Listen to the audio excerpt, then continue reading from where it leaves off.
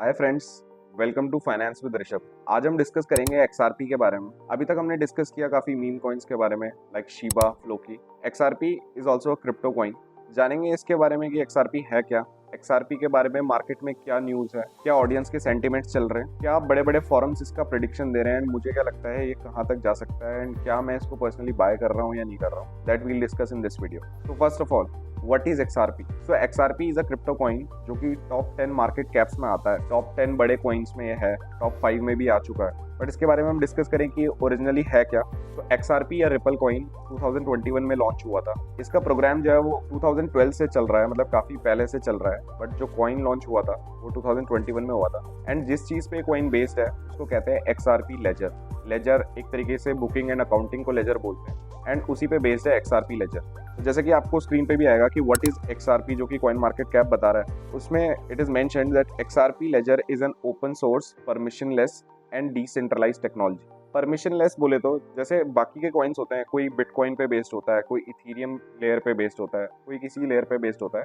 But XRP laser जो है वो itself is an open source blockchain technology. तो इसलिए एक्सआरपी को परमिशनलेस करेंसी बोलते हैं। अब यहाँ पे हम डिस्कस कर लेते हैं कि ये जो एक्सआरपी लेजर है, क्योंकि देखो सारे कॉइन्स कोई बिटकॉइन पे बेस्ड है, कोई इथेरियम पे बेस्ड है, तो एक्सआरपी लेजर पे बेस्ड होने से क्या एक्सआरपी का कोई फायदा है? तो एक्सआरपी लेजर के क्या क्या फायदे हैं उसको हम डिस्कस कर लेते हैं एक बार। So first of the benefit is it's low cost. It requires only $0.0002 to transact. इसकी कम ट्रांजैक्शन फीस है ऑफ द एक्सआरपी लेजर। तो सेकंड इज स्पीड। तो स्पीड ऑफ एक्सआरपी इज कि एक कोई भी ट्रांजैक्शन 3 to 5 सेकंड्स में सेटल हो जाती है। Third is scalability. एक साथ एक ही सेकंड पे 1500 तक ट्रांजैक्शंस एक साथ हो सकती हैं। That is the scalability of XRP. And fourth one is that is it is carbon efficient. कोई प्रिंटिंग नहीं हो रही है, कोई चीज नहीं हो रही है। तो that is the fourth benefit of the XRP ledger. Traditionally ledger में काफी बुकिंग्स एंड अकाउंटिंग्स होती है, तो उसके लिए काफी कार्बन यूज होता है। That is also a benefit. अब जैसे कि मैंने पहले बताया कि एक्सआरपी वैसे 2012 में शुरू हो गया था।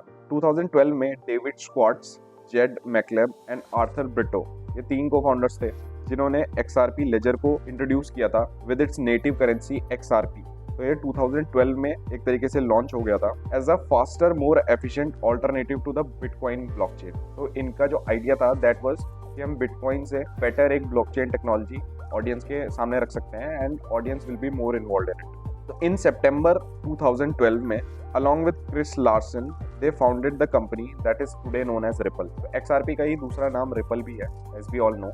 So this was the foundational basics of XRP। ये XRP कब फाउंड हुआ? So XRP का जो सर्कुलेटिंग सप्लाई है वो है 55 बिलियन, टोटल सप्लाई है 100 बिलियन। सर्कुलेटिंग सप्लाई बोले तो कितने कॉइन्स, कितने XRPs अभी मार्केट में है? तो मार्केट में अभी 55 बिलियन XRPs हैं। In terms of market capitalisation currently XRP number 7 पे है, and market capitalisation is $29 billion. Highest इसने टच किया था $94 बिलियन इन 2018। तो 2018 में इससे प्री लॉन्च से, तो प्री लॉन्च बेसिकली होता है कि कॉइन्स लिस्ट नहीं होते हैं एक्सचेंजेस पे, एंड उससे पहले वो बिकना शुरू हो जाते हैं। तो प्री लॉन्च के टाइम पे इसका जो हाई आया था वो $94 बिलियन का इसने मार्केट कैप अचीव किया है। अब इसके बारे में डिस्कस कर लेते हैं न्यूज़। आपने सुना होगा कि एक्सआरपी के ऊपर केस चल रहा है, यूएस के सिक्योरिटी एक्सचेंज कमीशन ने केस किया है। उसके बारे में भी डिटेल में डिस्कस करेंगे, एंड डिस्कस करूंगा मैं अपना पॉइंट, मुझे क्या लगता है केस कहाँ जाएगा एंड क्या इसके सॉल्व होने के चांसेस है कि नहीं।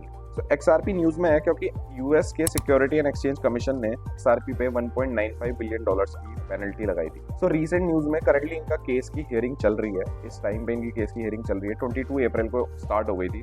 रिपल ने अर्ज किया था, दैट इज एक्सआरपी ने अर्ज किया था सिक्योरिटी एक्सचेंज कमीशन को कि हमारी जो आपने पेनल्टी लगाई है उसको रिड्यूस करके 3 बिलियन से ओनली $10 मिलियन कर लो। तो काफी उन्होंने लो अमाउंट बताया है। अब इसमें मुझे नहीं पता कि यूएस का सिक्योरिटी एक्सचेंज कमीशन मानेगा भी कि नहीं मानेगा। उन्होंने $1.95 बिलियन की पेनल्टी कुछ सोच के ही लगाई होगी। इसमें हम पहले जान लेते हैं कि केस एग्जैक्टली है क्या। यूएस के सिक्योरिटी एक्सचेंज कमीशन ने एक्सआरपी को क्यों स्यू किया कोर्ट पे? तो ये केस स्टार्ट होता है दिसंबर 2020 में, जब security exchange commission law suit file करता है ripple labs and it's executives के खिलाफ।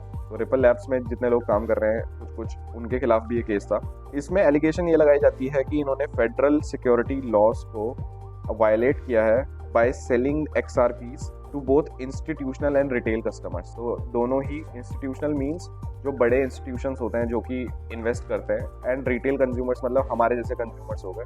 तो इन्होंने दोनों को ही जो XRP सेल किए हैं वो फेडरल लॉस को वायलेट करते हैं, ये बोला था यूएस के सिक्योरिटी एक्सचेंज कमीशन ने। तो last July, that is July 2023, New York की एक जज ने बोला था कि sale of XRP to the retail consumers was valid, मतलब वहां पे कोई इशू नहीं है। ओनली इंस्टीट्यूशनल जो भी ट्रांजैक्शंस हुई है उन्होंने वहां पे ही बोला था कि यहाँ पे वायलेशन हुआ है किसी लॉ का।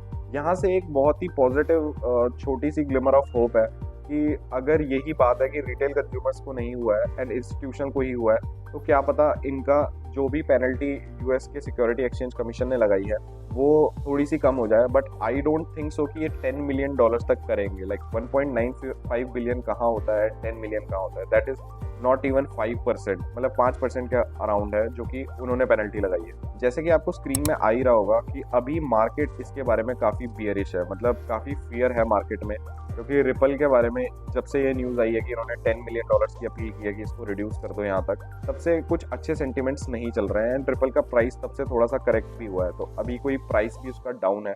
यहाँ पे हम ये देख लेते हैं कि जो बड़े बड़े फोरम्स हैं एंड जो ऑनलाइन जितने भी सोर्सेज हैं, जो भी पॉपुलर सोर्सेज हैं, वो कितना प्रिडिक्ट कर रहे हैं रिपल का प्राइस 2024 में। उनको क्या दिख रहा है, रिपल का प्राइस, XRP का प्राइस कहाँ तक जा सकता है। नाउ आई वुड से कि एक lot of this depends on news also. अगर न्यूज़ कुछ भी पॉजिटिव आई तो ये बहुत ज़्यादा भी जा सकता है। बट एक बार डिस्कस कर लेते हैं कि इन फोरम्स ने क्या पब्लिश किया है एंड क्या ये लोग प्रिडिक्ट कर रहे हैं, एंड फिर उसके बाद मैं आपको दूंगा मेरा क्या प्रिडिक्शन है। तो फर्स्ट इज चेंजली।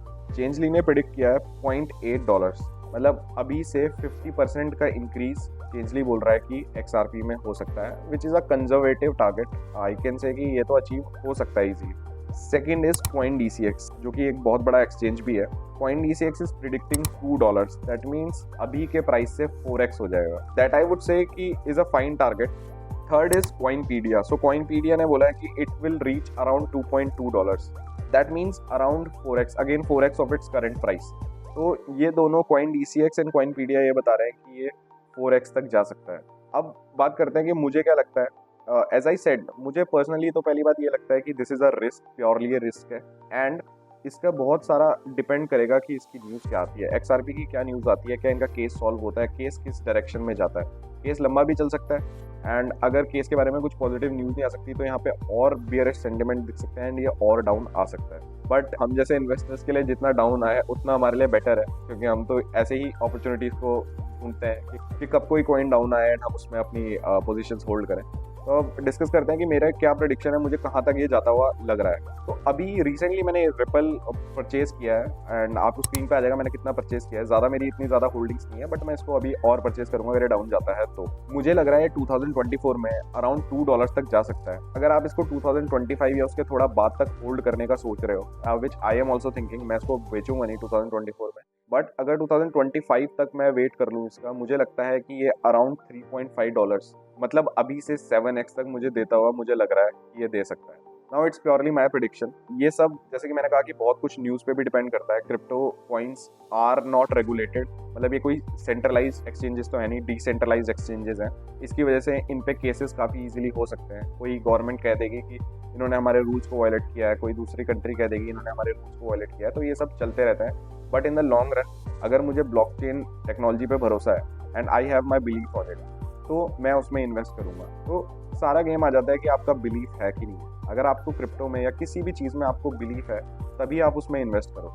अगर आपको बिलीफ नहीं है तो अगर आपका पोर्टफोलियो कभी डाउन भी जाएगा तो आप शॉक हो जाओगे। इससे बेटर है कि पहले उसमें बिलीफ डेवलप करो, उसके बारे में जानो।